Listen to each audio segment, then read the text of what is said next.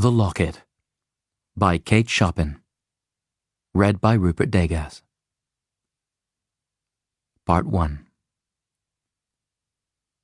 One night, in autumn, a few men were gathered about a fire on the slope of a hill.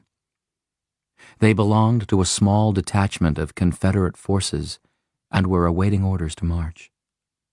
Their gray uniforms were worn beyond the point of shabbiness. One of the men was heating something in a tin cup over the embers. Two were lying at full length a little distance away, while a fourth was trying to decipher a letter and had drawn close to the light. He had unfastened his collar and a good bit of his flannel shirt front. "What's that you got around your neck, Ned?" asked one of the men lying in the obscurity. Ned, or Edmund, mechanically fastened another button of his shirt and did not reply. He went on reading his letter. "Is that your sweetheart's picture?" "Ain't no gal's picture," offered the man at the fire. He had removed his tin cup and was engaged in stirring its grimy contents with a small stick. "That's a charm. Some kind of hoodoo business that one of them priests gave him to keep out of trouble. I know them Catholics. That's how come Frenchy got promoted and never got a scratch since he's been in the ranks. Hey, French, ain't I right?" Edmund looked up absently from his letter. "What is it?" he asked. "Ain't that a charm you got round your neck?" "It must be, Nick," returned Edmund with a smile. "I don't know how I could have gone through this year and a half without it." The letter had made Edmund heartsick and homesick. He stretched himself on his back and looked straight up at the blinking stars. But he was not thinking of them, nor of anything but a certain spring day when the bees were humming in the clematis, when a girl was saying goodbye to him. He could see her as she unclasped from her neck the locket which she fastened about his own. It was an old-fashioned golden locket, bearing miniatures of her father and mother, with their names and the date of their marriage. It was her most precious earthly possession. Edmund could feel again the folds of the girl's soft white gown, and see the droop of the angel sleeves as she circled her fair arms about his neck. Her sweet face, appealing, pathetic, tormented by the pain of parting, appeared before him as vividly as life. He turned over, burying his face in his arm, and there he lay, still and motionless. The profound and treacherous night with its silence and semblance of peace settled upon the camp.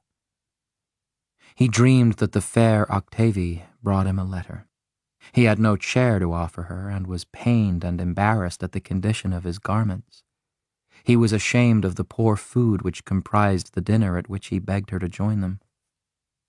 He dreamt of a serpent coiling around his throat, and when he strove to grasp it, the slimy thing glided away from his clutch. Then his dream was clamor. "Get your duds! You, Frenchy!" Nick was bellowing in his face. There was what appeared to be a scramble and a rush rather than any regulated movement. The hillside was alive with clatter and motion, with sudden upspringing lights among the pines. In the east, the dawn was unfolding out of the darkness. Its glimmer was yet dim in the plain below. "What's it all about?" wondered a big black bird perched in the top of the tallest tree. He was an old, solitary, and a wise one, yet he was not wise enough to guess what it was all about. So all day long he kept blinking and wondering. The noise reached far out over the plain and across the hills and awoke the little babes that were sleeping in their cradles. The smoke curled up toward the sun and shadowed the plain so that the stupid birds thought it was going to rain, but the wise one knew better. "They are children playing a game," thought he. "I shall know more about it if I watch long enough." At the approach of night they had all vanished away with their din and smoke. Then the old bird plumed his feathers. At last he had understood. With a flap of his great black wings he shot downward, circling toward the plain.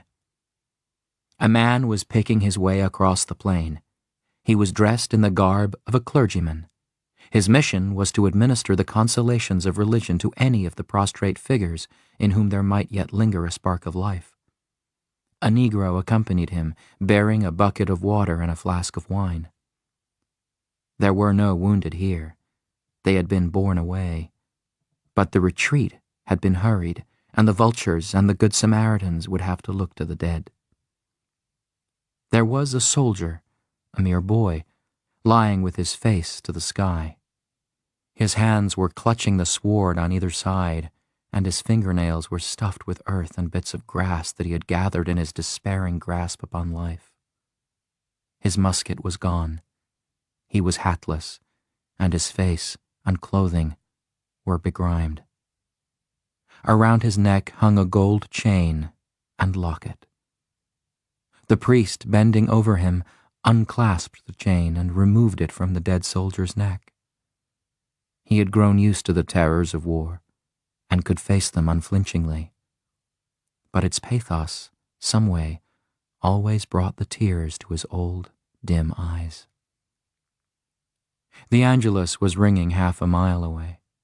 The priest and the Negro knelt and murmured together the evening benediction and a prayer for the dead. Part 2. The peace and beauty of a spring day had descended upon the earth like a benediction. Along the leafy road which skirted a narrow, tortuous stream in central Louisiana rumbled an old-fashioned cabriolet, much the worse for hard and rough usage over country roads and lanes. The fat black horses went in a slow, measured trot, notwithstanding constant urging on the part of the fat black coachman. Within the vehicle were seated the fair Octavie and her old friend and neighbor, Judge Pillier, who had come to take her for a morning drive. Octavie wore a plain black dress, severe in its simplicity. A narrow belt held it at the waist, and the sleeves were gathered into close-fitting wristbands. She had discarded her hoop skirt and appeared not unlike a nun. Beneath the folds of her bodice nestled the old locket. She never displayed it now. It had returned to her sanctified in her eyes, made precious as material things sometimes are by being forever identified with a significant moment of one's existence. 100 times she had read over the letter with which the locket had come back to her. No later than that morning she had again pored over it. As she sat beside the window, smoothing the letter out upon her knee, heavy and spiced odors stole into her with the songs of birds and the humming of insects in the air. She was so young, and the world was so beautiful, that there came over her a sense of unreality as she read again and again the priest's letter. He told of that autumn day drawing to its close, with the gold and the red fading out of the west, and the night gathering its shadows to cover the faces of the dead. Oh, she could not believe that one of those dead was her own, with visage uplifted to the gray sky in an agony of supplication. A spasm of resistance and rebellion seized and swept over her. Why was the spring here with its flowers and its seductive breath if he was dead? Why was she here?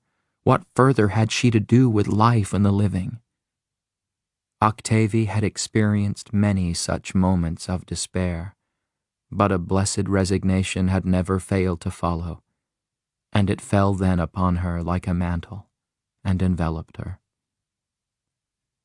I shall grow old and quiet and sad like poor Aunt Tavy, she murmured to herself as she folded the letter and replaced it in the secretary. Already she gave herself a little demure air like her Aunt Tavy. She walked with a slow glide and unconscious imitation of Mademoiselle Tavy, whom some youthful affliction had robbed of earthly compensation while leaving her in possession of youth's illusions. As she sat in the old cabriolet beside the father of her dead lover, again there came to Octavie the terrible sense of loss which had assailed her so often before. The soul of her youth clamored for its rights, for a share in the world's glory and exultation. She leaned back and drew her veil a little closer about her face. It was an old black veil of her Aunt Tavy's. A whiff of dust from the road had blown in, and she wiped her cheeks and her eyes with her soft white handkerchief, a homemade handkerchief fabricated from one of her old fine muslin petticoats. "Will you do me the favor, Octavie?" requested the judge in the courteous tone which he never abandoned, "to remove that veil which you wear? It seems out of harmony some way with the beauty and promise of the day." The young girl obediently yielded to her old companion's wish, and unpinning the cumbersome, somber drapery from her bonnet, folded it neatly and laid it upon the seat in front of her. "Ah, that is better, far better," he said in a tone expressing unbounded relief. "Never put it on again, dear?" Octavie felt a little hurt, as if he wished to debar her from share and parcel in the burden of affliction which had been placed upon all of them. Again she drew forth the old muslin handkerchief. They had left the big road and turned into a level plain, which had formerly been an old meadow. There were clumps of thorn trees here and there, gorgeous in their spring radiance. Some cattle were grazing off in the distance in spots where the grass was tall and luscious. At the far end of the meadow was the towering lilac hedge, skirting the lane that led to Judge Pillier's house, and the scent of its heavy blossoms met them like a soft and tender embrace of welcome. As they neared the house, the old gentleman placed an arm around the girl's shoulders, and turning her face up to him, he said, "Do you not think that on a day like this, miracles might happen, when the whole earth is vibrant with life? Does it not seem to you, Octavie, that heaven might for once relent and give us back our dead?" He spoke very low, advisedly and impressively. In his voice was an old quaver which was not habitual, and there was agitation in every line of his visage. She gazed at him with eyes that were full of supplication and a certain terror of joy. They had been driving through the lane with the towering hedge on one side and the open meadow on the other. The horses had somewhat quickened their lazy pace. As they turned into the avenue leading to the house, a whole choir of feathered songsters fluted a sudden torrent of melodious greeting from their leafy hiding places. Octavie felt as if she had passed into a stage of existence which was like a dream, more poignant and real than life. There was the old gray house with its sloping eaves. Amid the blur of green and dimly she saw familiar faces and heard voices as if they came from far across the fields. And Edmund was holding her dear Edmund, her living Edmund, and she felt the beating of his heart against her and the agonizing rapture of his kisses striving to awake her. It was as if the spirit of life and the awakening spring had given back the soul to her youth and bade her rejoice. It was many hours later that Octavie drew the locket from her bosom and looked at Edmund with a questioning appeal in her glance. "It was the night before an engagement," he said. "In the hurry of the encounter and the retreat next day, I never missed it till the fight was over. I thought of course I had lost it in the heat of the struggle, but it was stolen." "Stolen?" She shuddered, and thought of the dead soldier with his face uplifted to the sky in an agony of supplication. Edmund said nothing, but he thought of his messmate, the one who had lain far back in the shadow, the one who had said nothing.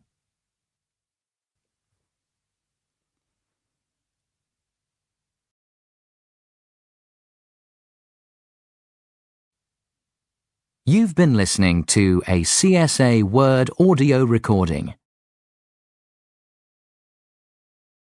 Audible hopes you have enjoyed this program.